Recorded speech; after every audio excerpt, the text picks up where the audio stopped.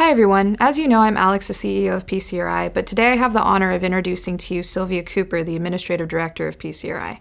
She has been my best partner in crime for the past 6 years, and she helps run the internal mechanism to keep everything nice and steady and tidy around the office with all of our finances and everything that we do. But she's also the biggest cheerleader of our team, one of my personal heroes, and she has an incredible story of how she helped her dad with his prostate cancer journey, and I get to tell you that story today.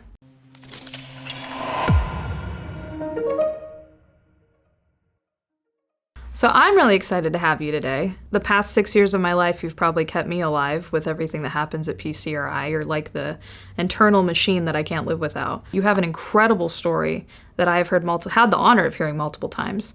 And, I think I would love just to share that with our audience and talk to them about who you are and how you got here. Well, as you said, I work for PCRI. I've been there both as administrative director and as a helpline facilitator.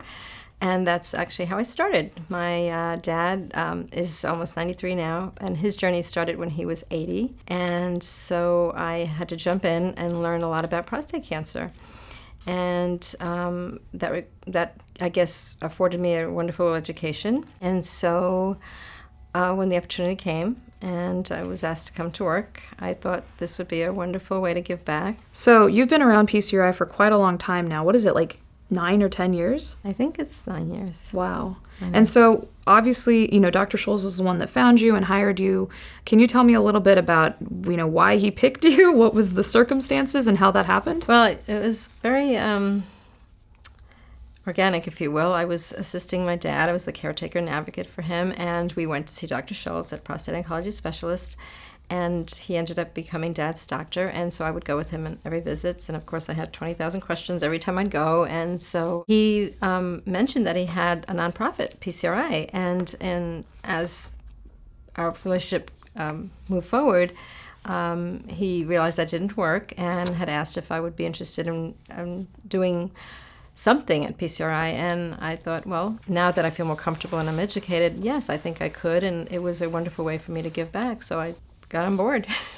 Well, it's been pretty amazing thus far. You've come a long way, even in the organization, from doing just Helpline to all of that you do now. Yes. But so obviously, Dr. Scholes, our executive director, was very impressed with how much you knew when you took your dad in and the questions you were asking. So you knew to research, but how did you know to research your dad's case? Well, unfortunately, my mom had cancer, and we were taken aback because no one in our family was ever sick. So there were a lot of things that we did that were incorrect during her journey with cancer. And what I learned is that you have to be your own advocate. You have to do your own research. You have to really almost be like a doctor, get educated in all the areas, not just one. And so when my dad was diagnosed, we realized that, we're not going to make the same mistakes twice. And we just did all of our own research. You read all the medical journals, which was really hard to read. And then I would come in and ask the layman's questions, to the doctor. And it just helped us tremendously. We felt much more comfortable in the decisions we were making. We felt like we weren't so ignorant. It really is something that I would definitely suggest people do. It helps greatly in any decision process. It takes the fear away. It makes everything much more clearer if you understand what it is that you're choosing or how it's going to affect you, the pros, the cons of any options that you may have in front of you. No, I mean, that's really powerful. I think, when I first met you, I was kind of like, how the heck not how did you get here, but you always had such passion and you already knew so much, and I was really excited about that. And I think that your journey with Helpline was quite interesting. So Helpline, for the audience, is when patients can call and ask any questions they have on prostate cancer, any topic, staging, diagnostics, MRIs, or anything like that. That's a lot of information to cover in prostate cancer. So what was the training experience like for you? Initially, I only knew the information that I had researched for my dad. And I received a little bit of training on the spot when I was actually working. And it is a lot of information. And the thing is that most people who call do not have any knowledge on what questions to ask. So one of the biggest things that we can do for them is to help them get those questions to their doctor so they can get the answer, so that can be helped guided in that area and hold their hand a little bit, because they really have no clue. Most, I'm not all, but most do not have a clue where to begin. And that's what I just did. I just started asking a lot of questions and received a lot of answers in my in the training, and it just was wonderful because I just absorbed it all because I wanted to learn. I wanted to be able to then pass it on, and it really makes a difference when you do that. Well, I realize, you and I have talked to thousands of prostate cancer patients and caregivers by now in the years that we've worked together and separately. And one of the things that I think you and I encounter quite often is the fear level that comes up immediately upon cancer diagnosis, and then the concept of being these patients are really overwhelmed by how much information's out there. So how did you deal with your dad being diagnosed and the fear? And obviously you'd been through a pretty traumatic event with your mom having cancer as well. And then not being overwhelmed and saying, okay, I'm going to do this and I'm going to research all these options for him. I actually give this advice to people when they call because it is overwhelming. There is so much information. There is so much going on, and you tend to not take care of yourself. You tend to just get sidetracked by all of the information that's coming at you. So I always say, if you could break it down into small steps and just deal with the very next step, it becomes a lot more manageable. You can do that. And then coupled with that, I'll also take care of yourself, because if you don't, it doesn't help the treatment that you're actually going through. You need to be relaxed. You need to be very much in charge, but you can't if you're overwhelmed. And so it really helps to just take the next step and not look at it as one big wave coming at you. So your dad was diagnosed when he was 80 years old. Now he's 93. So 13 years ago, you're sitting in these doctors' offices and you're finding out, all this information. So what was the process like for you, and what treatment decision did he end up making? His PSA had gotten pretty high, about, I think it was 14 or 16, I can't remember right now. And he had an MRI, and it showed that a cancer had escaped the prostate. And what was his Gleason score? His Gleason score, I think he had a 7, an 8, and a 9. So it was kind of scary because, 8s and the 9s we didn't like. I thought we didn't like, because that's what I came up with when I did the research. And so he couldn't do surgery, and also because of his age, he shouldn't do surgery. So we landed on radiation. So the cancer had invaded his seminal vesicles as well. So he had to have the radiation throughout his pelvic area. And coupled with that, he had the hormone therapy. But what was good is that he only needed 9 months, even though the statistics tell you 2 years typically. Because of his age and because of his specific case, it only required 9 months, which was wonderful because it really could take a lot out of you having that hormone therapy for 2 years. When it came to the hormone therapy, did he have, the side effects of the hot flashes and all that? How did he handle it? Actually, Dad did really well on hormone therapy. He was always very fit. His whole life he worked in construction, so he actually didn't have a lot of the side effects. He was a little lethargic, I think, but he didn't have the mood swings, the emotional areas that typically affect someone did not affect him. And then he worked out, again, doing construction things, not, in the gym. But that, I think, helped a lot. He maintained his quality of life almost throughout the treatment plan for him. That's so awesome. Yeah. I know you and I pound the drum of weightlifting while on hormone therapy. I think that's... I don't know how many guys we've seen go through this. Yeah, because in construction you lift weights almost all the time, and I think it really made a difference, and I do think it makes a difference. So men really should understand, as the older they get, even though they might weigh the same, it's not muscle that they're weighing fat. So they have to go back to converting that fat to weight. I know, I think in some of the studies it's actually shown that they can decrease fatigue almost by 75 to 80%. Yeah, it's really the fatigue issue. It's a big, big plus for them if they do it. I know it's hard at first, it really is, but if they can just push through it, it makes a huge difference. So I'm going to skip ahead. Your dad's been, treated, and did he go into remission? I guess you call it remission. He has had no PSA rise, so he's doing really well, and we'd like to keep it that way. But I think we basically hit the cancer on the head, and it just went away. And it was the right treatment for him. That's why it's really important that you get an individualized treatment versus just whatever the stats tell you or the typical research tells you for every other person. You really need to get a doctor, a professional oncologist, urologist, radiologist that treats you as an individual, not as a statistic. Right. Well, you had mentioned that your dad had radiation. What form did he have? He had IMRT.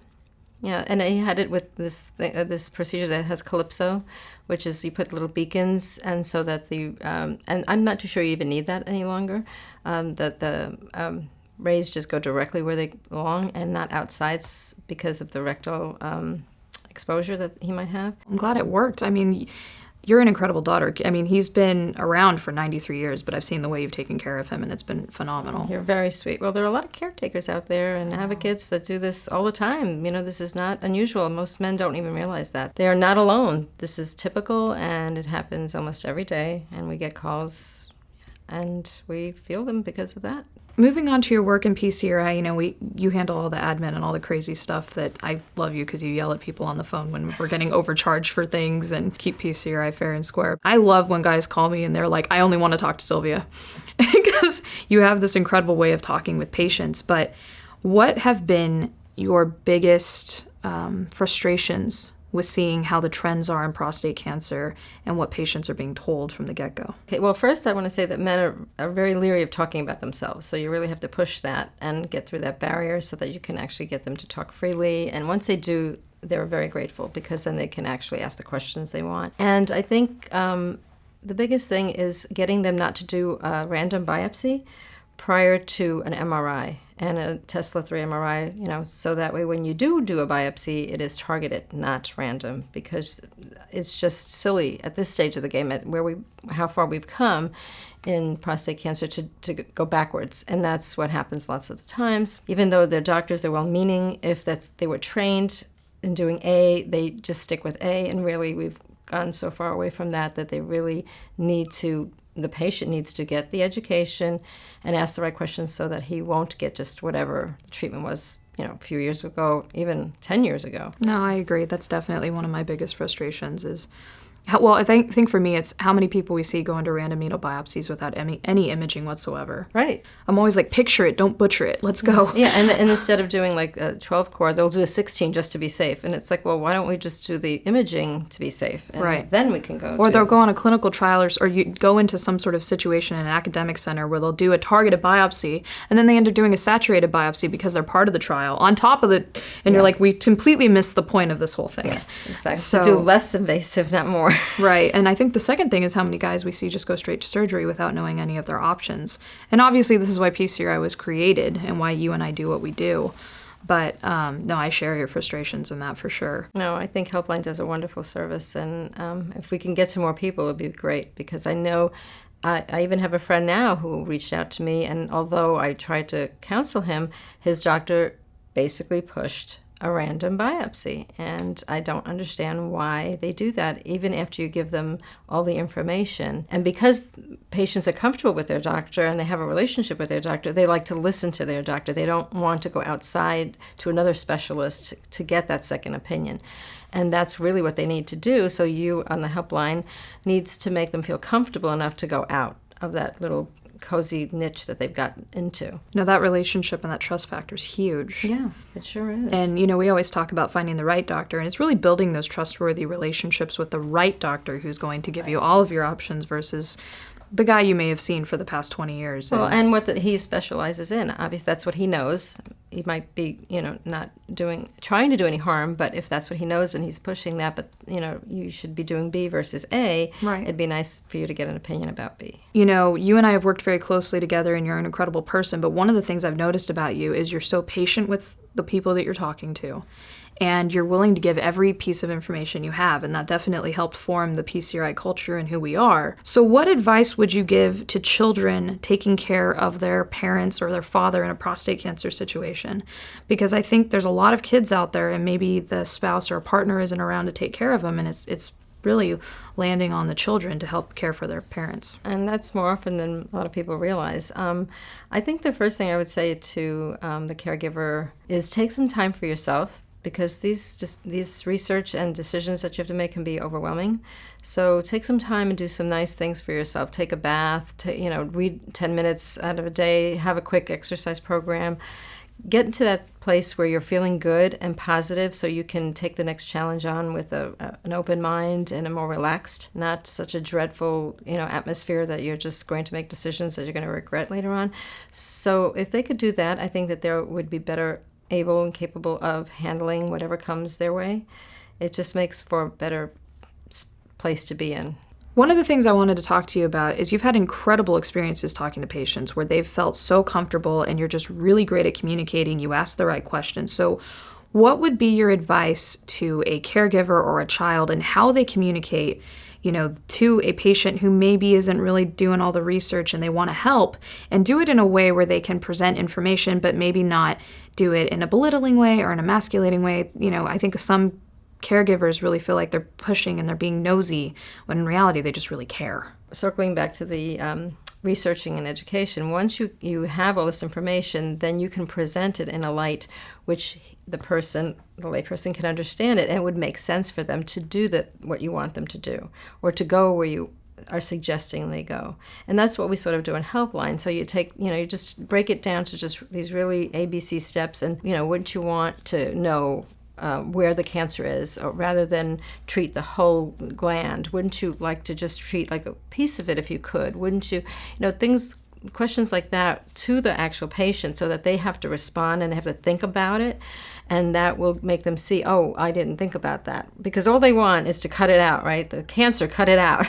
It's like, well, you don't need to do that. So if you make them understand that by asking questions, just as you do for a physician, you can turn around and do that to the patient and make them see that there's something here that they can understand, and then they can base decisions not on not the way they feel emotionally, but more intellectually. And without belittling them, just like having a conversation over dinner, or having a conversation over a glass of wine, or whatever, wherever is more comfortable for you to be having this conversation, but put it in a way so that they can start thinking. And once they start thinking, it's logical, and then they realize that, oh yeah, this might be a good next way the way I should treat this, the way I should go down this road is correct, not emotionally, but intellectually. You have been in this journey with your dad for quite a long time, and you've been to many doctor's visits. So how do you, as a caregiver, and he being as a patient, just not accept what the doctor tells you? And, if maybe he's saying something that you don't agree with, how do you combat that and ask him questions? Because some physicians are like, either do what I say or get out. Yeah, you definitely will encounter that. And the biggest thing I could say that you have to keep in mind is that it's your life, it's your health, it's your money. You need to advocate for yourself. If he is saying something that you know is not correct, or you don't feel it is in your best interest, you need to counter it. Be nice, but don't back down. You just have to repeat yourself, or say, there's a twofold here. Why? And then why not? So if you ask the why, but you didn't really get the answer, then you go to the why not. And of course, it depends upon what subject you're speaking on. But I always ask questions, because then you'll get answers. You'll get him to actually, in the conversation, admit, well, maybe this isn't such a good idea, because you've asked so many questions, you've covered all the bases. So if he wants to lead you down one road because he's really thinking this works, well, start asking the why and why not questions, and then it'll come to pass that it'll flip. He might then end up saying something different, because you have taken him down that path of answering all those questions where he might not have thought at the beginning. Doctors are busy. They have to see so many patients. You can't actually blame them, but you're the one who has to bring him back to you, your specific case, your specific situation as an individual, and get him to answer yours, not everyone else's. Because, again, they are playing it's like a football game, if you will. They have a playbook, and that's what they're using, but it's not always the good playbook for you. So you have to find a different one, or you have to tweak it, and you have to get them to do that, because sometimes they just are not willing, and then sometimes they're just not able until you help them. Well, I could talk to you all day long, and I get to talk to you all day long, but for our audience, is there any sort of final advice or thoughts you would like to give them? You should really try to call the PCRI Helpline, because we are here not only just to help the patients, but we're here to help the advocate and the caregiver. So at any time that you need that help, you don't have to just have the patient call. You can call, and we can help you. There's lots of ways that we can assist you and guide you in helping your patient, or your father, or your brother, or your husband, whoever it may be. We do really help everyone, not just the patient.